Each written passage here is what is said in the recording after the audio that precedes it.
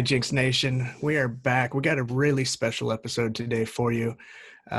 Given everything that's going on in society and our crazy, crazy world, we got some big stuff talking about. So first things first, agenda is basically how this whole coronavirus thing is impacting us, the whole world, but the entertainment industry as a whole. CDC actually put out an announcement here just a couple hours ago that hits us pretty hard.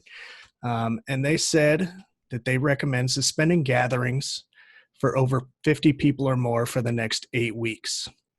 It says, in guidance announcement issued on Sunday, the agency said it's warning against large events of mass gatherings that include conferences, festivals, parades, concerts, sporting events, weddings, and other types of assemblies. So we're bringing on our first guest today. We've got Riley here. Riley has been impacted immensely, and he's here to tell you why. Yeah, well, thank you guys for having me. First and foremost, I appreciate it. The initial plan was for me to be in a hotel room on the beautiful strip of Las Vegas, Nevada, and here we are or at least here I am in Cedar Rapids, Iowa. So same thing, right? Same sense of excitement, I guess, Basically the same. Yeah. Yeah. So right. Well, I'm sure those that were planning on going to Mobile Beat certainly know by now that is not happening in the Tropicana, although they are trying to rally the troops and getting something organized that they can host online in the form of a big old webinar. So there is the meeting of the minds tomorrow to figure out what that format is going to look like.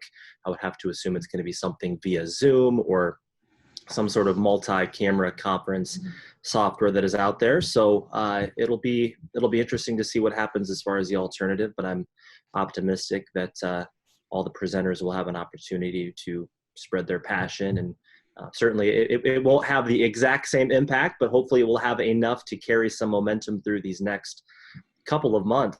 As you said, Jesse, what they are calling for as far as the CDC recommendations, that's a wake-up call to all of our DJ friends. When you start seeing, the recommendations of these events not going above 50, you start to it gets your attention on the alternatives of what's in store for the last part of March, and of course going into April. Yeah, I think it's huge too. 50 people is not very many. So I know we don't do very many weddings. Like my company, we don't do very many small weddings. Of course. Well, you wonder too, not to interrupt, you wonder too, does that account for the vendors, the caterers, the wedding party? You start to factor in the individuals, the staffing, you're almost at 50 right there. So what, your guests are gonna have like 17 guests or so? I mean, you start to factor in 50, you get to 50 real quick in the world of wedding ceremonies and receptions, that's for sure. Maybe it'll be a new trend. Maybe they have like station weddings. Like some people are there from 6 to 7, then you have dinner again from 7 to 8. That's right. 8 to 9. I mean, it'd be weird, but it'd be fun.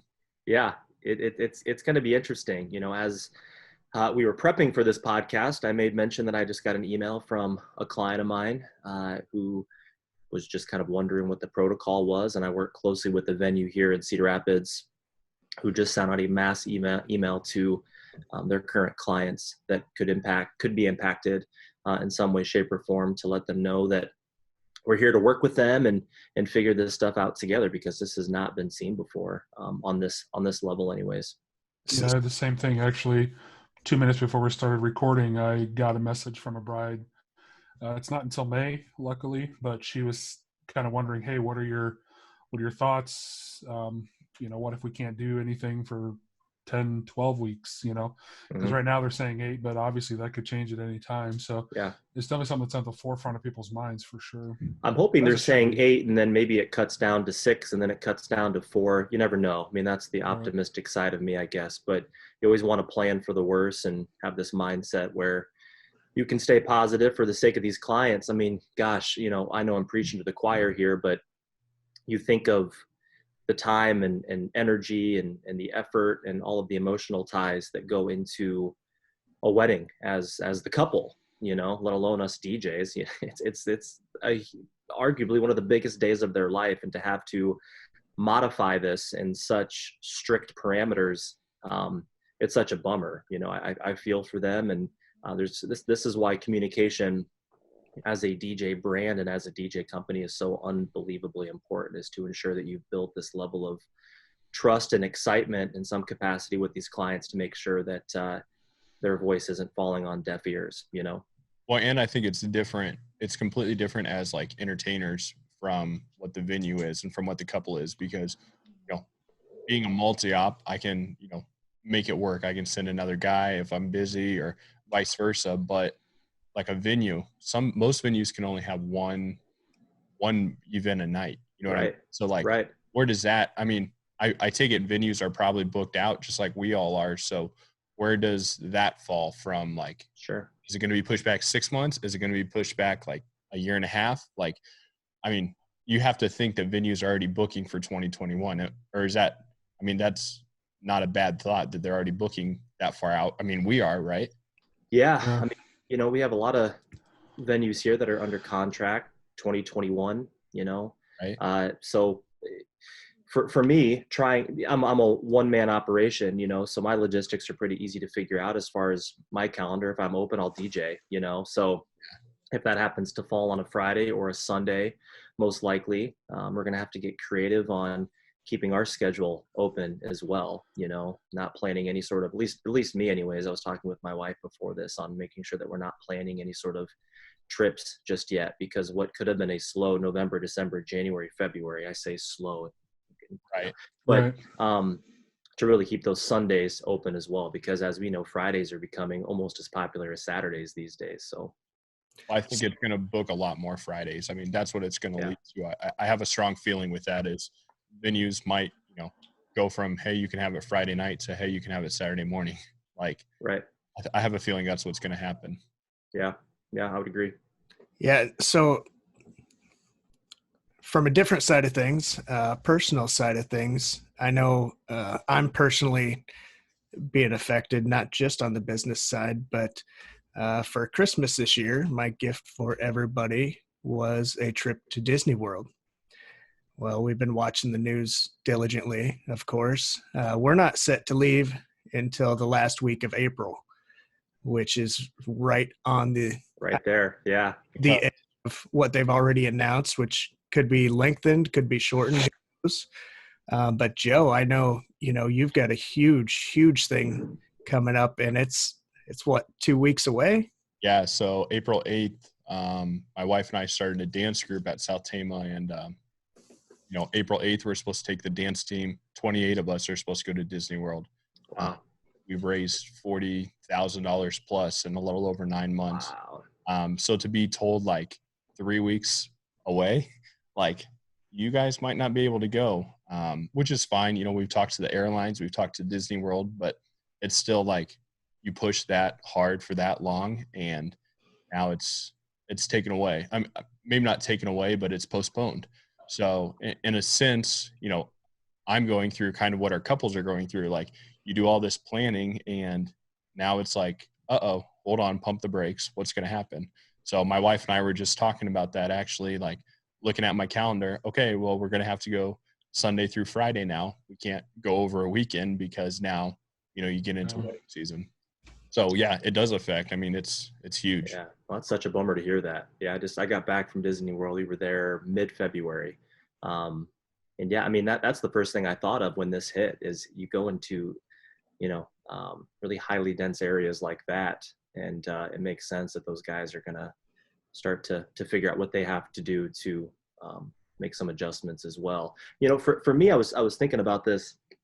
I had a wedding last night here in Cedar Rapids. I DJ'd and I actually officiated the wedding as well. I knew the bride pretty well through my year. She was or she still remains to be a catering director at a leading catering company here in the corridor, and was getting married. I want to say like 130 some people, if I had to guess. And of course, their guest count was down a little bit based on all of this. Some of the elderly folks couldn't make it, and throughout their ceremony, there was a paragraph that I had put in there working with these guys about 6 months ago that was talking about these kind of events and these celebrations, they are a multi-family friend reunion, and that not a single moment of these celebrations should be taken for granted. And now more than ever, you start to really understand the importance of what these wedding receptions and ceremonies, what they mean, and why getting individuals together in the same room to celebrate is, it's very tribal, you know, it's a part of who we are. And when we feel like we're going to be deprived of this socialization and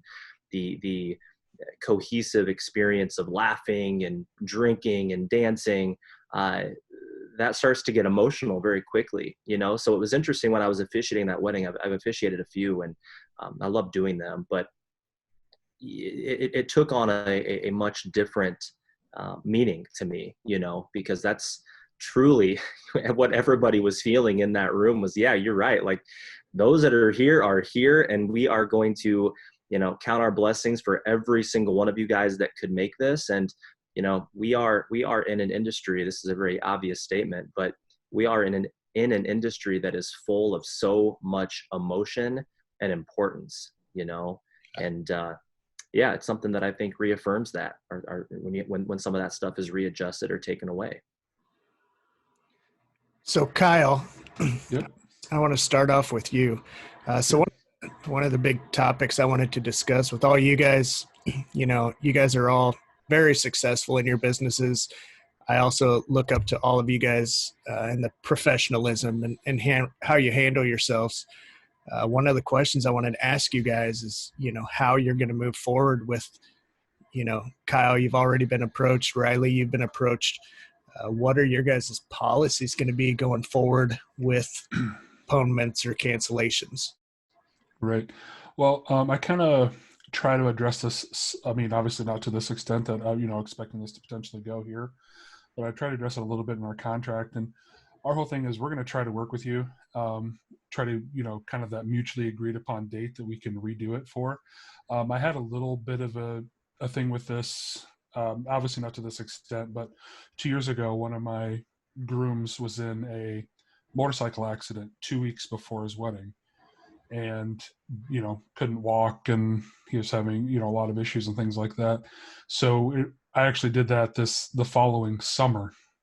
So, you know, we found a date that would work for both of us, was able to do that. And I think that's really going to be the push for this too is, hey, you know, maybe I can't do it on the Saturday you're looking for, but maybe I can do it on this Friday, or maybe I can do it, you know, you think about like Labor Day, like potentially a Sunday wedding or things like that, to try to help people out as much as I can. You know, I'm not going to hold their feet to the fire as far as, you know, if that's what they choose, hey, we need to postpone. You know, I'm going to let them, hey, I'll work with you on dates. You know, it's nothing that any of us can really, you know, have control over or anything like that. Right. Actually, as we were sitting here, my wife just sent me a text, and she's a teacher, and their school's closed for the next 30 days. So that's, you know, it's affecting everybody in a lot of different ways. So, you know, just working with them the best I can. And, you know, if that means putting in a few more hours on a weekend because I have to do a Friday, Saturday as opposed to just a Saturday, then that's what, you know, that's what I'm going to do to try to help everybody out, because it's nobody's ideal situation, and just working through it the best we can. Well, and I think us being professional, I mean, you know, not to interject, but us being professional, I think is going to help a lot with the stress that those couples and, you know, all the other vendors are having the same problem that we are. So you have, you know, you have a couple and they're working with 7 vendors, say 6 vendors, and all of a sudden everybody's upset about it. It's like, how do we make sure that we remain professional? You know what I mean? Right. Like Riley, you got the call, hey, mobile beat is off. Like, do you freak out, or are you like, okay, well, let's figure this out. How can I still present? You know what I mean? I think it's going to be a huge professional check, really. Like, here's a real deal. Here's, you know, where we separate ourselves, maybe. Right. No, I would agree. You know, for me, I think everybody has a policy until you don't, right? So it's like, here's what it says on paper, and here's how we're going to handle it, you know? Nobody's that's the big thing. Right. What's that, Jesse? I said nobody's been prepared for. Right. No, yeah, exactly. Yeah. You know, so for me, I can't imagine a lot of these couples canceling their wedding. You know, that would just be, man, a monumental loss of so many different things, for the client. So in the past, and I've had to go through this a couple different times for different reasons on the client side of things, but I basically say, so that deposit is now treated as a credit, whether it was $1,000, $1,500, $2,000, doesn't matter. That dollar amount is now considered a credit, and you have up to, I say 2 years, but if 5 years went by and they wanted to utilize it instead of maybe a wedding, maybe they utilize that for a private party or you name it, whatever. Because we are businesses as well, right? And I think for us to try to be really creative on how we can still stand by that client and how they can still have a great event. Again, I see more postponements than I do cancellations is where my instinct, and maybe I'm wrong about that, but because there's going to be a lot of vendors out there that are absolutely 100% not going to refund those deposits. They're just not, they're more of a, you're a number. And I say that respectfully, with us, we're so much more intimate as far as working with these clients. We become such a huge part of their big day. So that's my policy, quote unquote, is you have as long as you would like to utilize any money that you put toward this event with me, that even if that means traveling farther than I typically would to make sure that I can come to your house to DJ outside or whatever the heck it is, let's get creative. And then that's again, where we can be professionals to say, we're going to help you curate this event that might have started off with 200 people and now we're down to 85, 3, 4, 5 months down the road because the initial set of guests can't make it. Cause that's going to happen too. You can change your day all day long, but you're going to have a certain set of individuals that just can't make it anymore. So I just think you're going to see guest counts start to go down.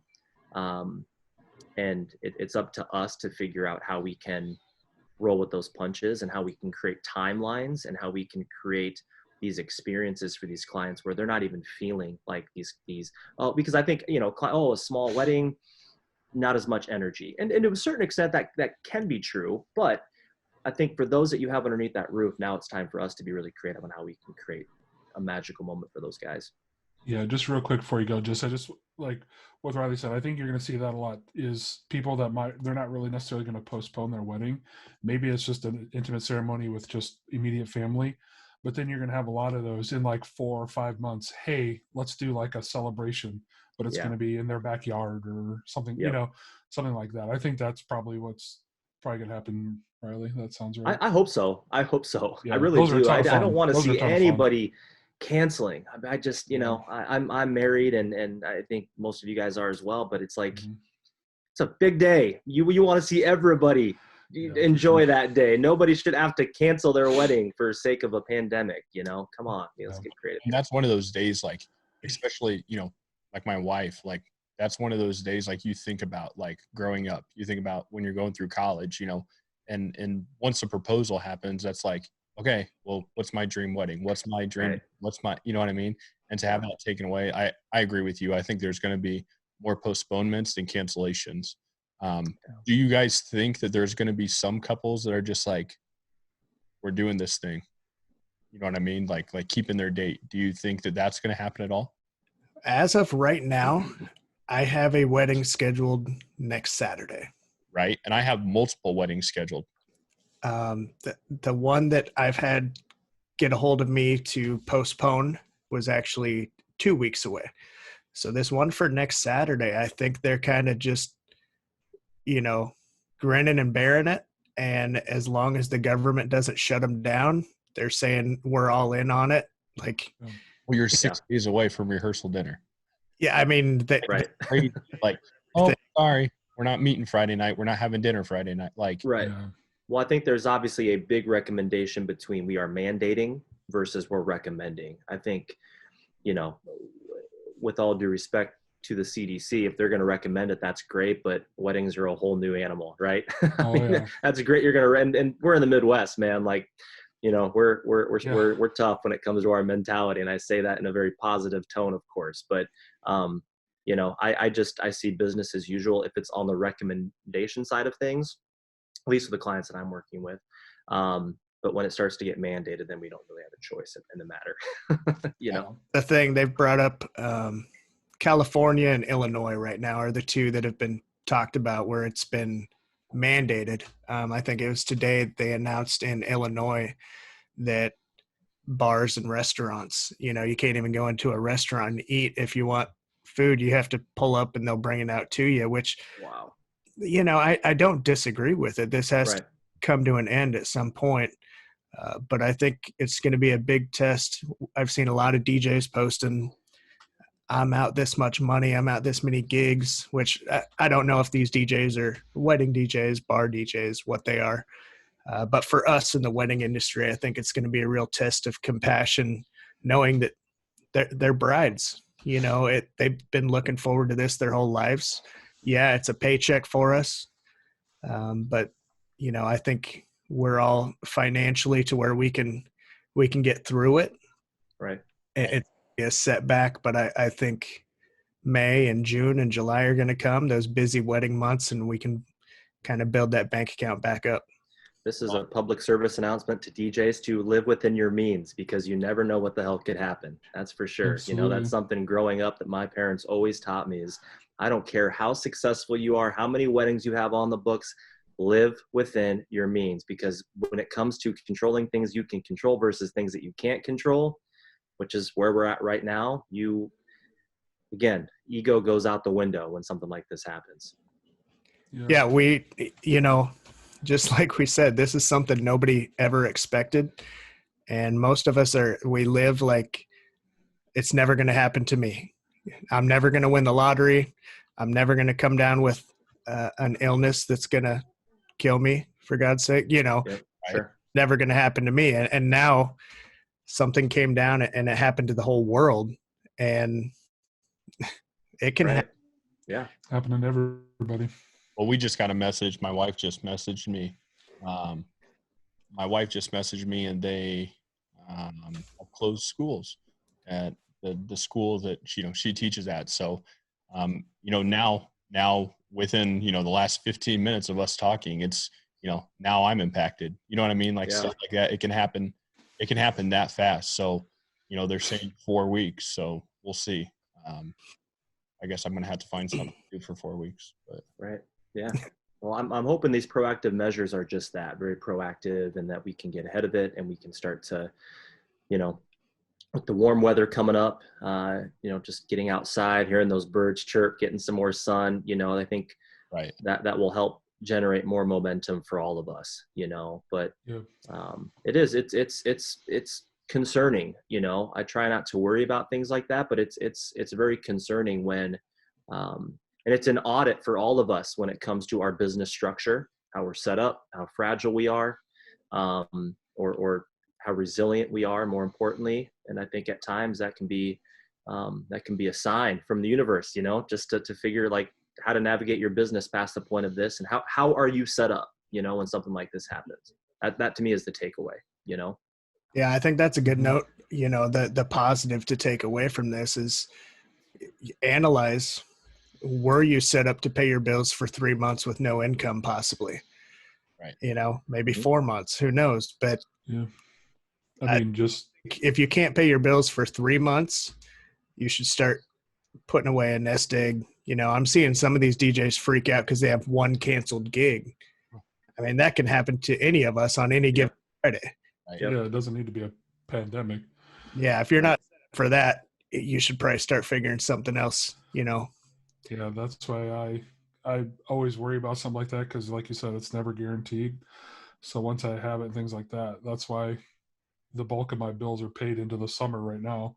So, if something happens, I don't happen to get a paycheck for 2 or 3 months, my house is paid, my cars are paid, my student loans are paid, all that stuff's done, and so I can just take it easy and wait and see what happens and go from there. But it's been one of my areas, in the last 5-6 years, digging more deep into the networking with DJs and education and stuff. And the thing that always rises to the surface is DJs don't start off as great business people. Like right. Yeah. Music people, we don't start off knowing all the business side, and this is a big lesson in business right now. Yeah, I mean, I would agree wholeheartedly. I think, when you first start out as a DJ, sometimes you're blinded by your passion, right? And you'll do anything for anybody, for any sort of gig, for any sort of dollar amount. And I think there's a lot of great benefit to doing that, which is which I will be talking about that at this Mobile Beat webinar, talking about like having a P3 mindset with like possibility, potential, and then the price when it comes to starting off. And then it starts to become, at least for me, as my chapters kind of progressed in my own life as a DJ and running a business, you bring in a family, you bring in a wife and a couple different kids, and how are you able to turn that passion into a profession? And for me, I knew weddings were the answer in regards to making my ability as a full-time DJ happen. And then you start to brand yourself accordingly in your client relations and the communications and the event execution and having different sectors of your business. And I see a lot of DJs that have a struggle with that sense of identity on who they are as a DJ. And this is where it's really important to figure out, again, what sort of energy are you going to be putting into? Is it going to be bar gigs, which there's nothing wrong with bar gigs. I grew up with a dad that spent 35 years in a band who played in a million different bars, and he loved it. But they only pay you a certain amount, and you're probably not going to have to make a great living off of that financially. You might enjoy it, and that's fine. I'm not saying don't do bar gigs anymore, but you got to figure out if you're going to be in this industry, where you're going to be able to capitalize, where you're able to flex your not only your creative muscles, but just your abilities that you can turn into major assets that will set you up to succeed, Well, Riley, it's always a pleasure talking to you. Likewise.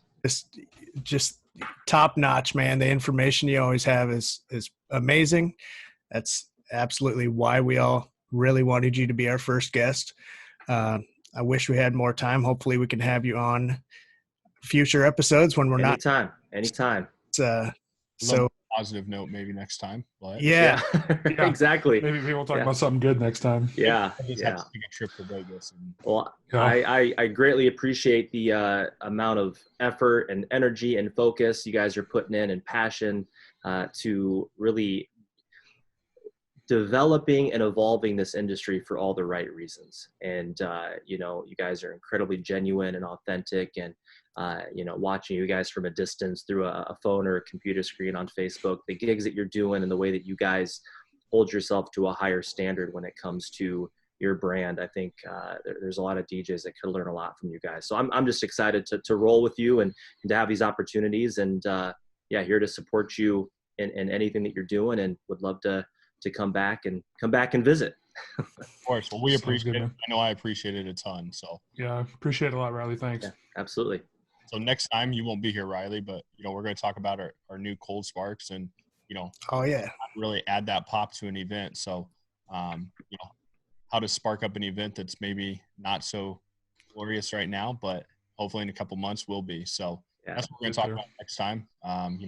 Some of our add-ons and Cold Sparks being the first one. So thanks for tuning in, guys. Kyle, Jesse, Riley, we'll see you guys. Take care, guys. Take care, guys.